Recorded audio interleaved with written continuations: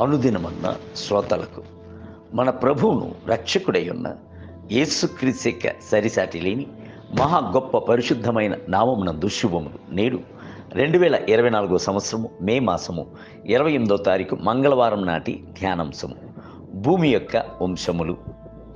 ఆదికాండము 12వ అధ్యాయము 3వ వచనమునందు భూమి యొక్క సమస్త వంశములు నీ యందు ఆశీర్వదింపబడును.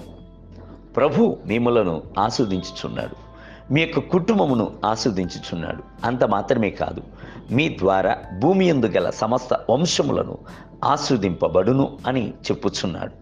ప్రభు అబ్రామయ్యున్న ఆయనను ఆశీర్వదించినట్లుగా ఆయన యొక్క పేరుని మార్చి, నిన్ను అనేక జనములకు తండ్రిగా నియమించి తిని గనుక నీ పేరు అబ్రహాము అనబడును అని చెప్పాను. ఆదికాండము 17వ అధ్యాయం 5వ వచనం. ఒకడు నీతిమంతుడై ఉండి ప్రభువును ప్రేమించి జనులకు మేలును చేసినట్లయితే అతన్ని బట్టి ప్రభు 1000 తరముల వరకు దీవించును. అబ్రహామునకు 42 తరముల తరువాత యేసుక్రీస్తు ఈ భూమి యందు జన్మించెను. అబ్రహామునందు ఆ తరముల అన్నీయును ఆస్వాదింపబడెను. అబ్రహాము యొక్క తరమునందు దావీదు, సొలొమోను, రెహబాము అని పలు రాజులు ఉద్భవించి ఇజ్రాయేలు దేశమును పరిపాలించేది. యేసు ఒకసారి దేవాలయమునకు వచ్చినప్పుడు 18 సంవత్సరాలు ఏమాత్రమైన నిటారుగా నిలబడలేని గూనెయున్న ఒక స్త్రీని చూచెను. అబ్రహామును బట్టి ఆమెకు మేలు చేయుటకు సంకల్పించిన యేసు అబ్రహాము కుమార్తె అయిన ఈమెను విశ్రాంతి దినమునందు ఈ కట్ల నుండి విడిపింపదగదా అని చెప్పి ఆమెను బంధకాల నుండి విప్పెను. లూకా సువార్త 13వ అధ్యాయం 16వ వచనం. జక్కయ్యను ప్రభు సంధించినప్పుడు అబ్రహామును జ్ఞాపకం చేసుకుని, నేడు ఈ ఇంటికి రక్షణ వచ్చి ఉన్నది, ఇతరును అబ్రహాం యొక్క కుమారుడే అని చెప్పాను. లూకా సువార్త 19వ అధ్యాయము 9వ వచనం.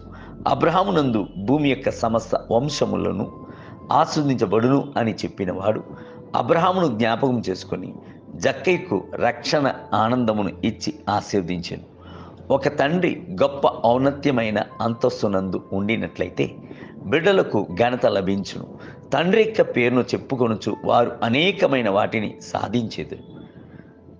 తండ్రి నీతిమంతుడై ఉన్నట్లయితే బిడ్డలకు ప్రభు యొక్క దృష్టి యందు కనికరం లభించు. ప్రభు మిమ్ములను ఆశీర్వదించు. పౌలు తిమోతికి వ్రాయిచున్నప్పుడు విశ్వాసమునందు ఉత్తముడైన కుమారుడు అని వ్రాయిచున్నాడు. తండ్రికి ఆశీర్వాదము బిడ్డలకు వచ్చుచున్నట్లుగా అపోస్తలుడైన పౌలు యొక్క ఆశీర్వాదము తిమోతికి వచ్చేను. మీరు ఇతరులకు ఆత్మ సంబంధమైన తండ్రిగా మారుట ఎలాగో ఒక తండ్రి యొక్క స్థానం నుండి ఇతరులకు ప్రేమతో దృష్టించి చూచి లేఖన గ్రంథమునందు గల సత్యములను ఎత్తి చెప్పుచు వారిని ఆస్వాదించుడి. వారికి ఆత్మ సంబంధమైన ఔన్నత్యము కొరకు క్రీస్తునందు ఎదుగునట్లుగా ఎటువంటి సహాయము చేయగలమో వాటిని చేయుడి.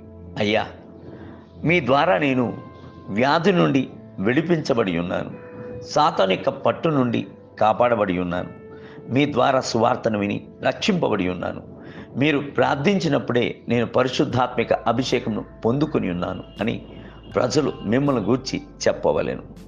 నేటి ధ్యానమునకై అతని పేరు నిత్యము నిలుచును, అతని నామము సూర్యుడున్నంత కాలము చిగుర్చుండును. అతన్ని బట్టి మనుషులు దీవించబడుదురు, అన్యజనులందరూ అతడు ధన్యుడని చెప్పుకొందురు. 72వ కీర్తన 17వ వచనం. నేటి వేద పఠనము ఉదయము 2వ దినవృత్తాంత గ్రంథములు 4, 5 మరియు 6 అధ్యాయములు. సాయంత్రము యోహాను సువార్త 10వ అధ్యాయం 24 మొదలుకొని 42 వచనములు. ప్రభువు మిమ్ములను దీవించును గాక. ఆమేన్.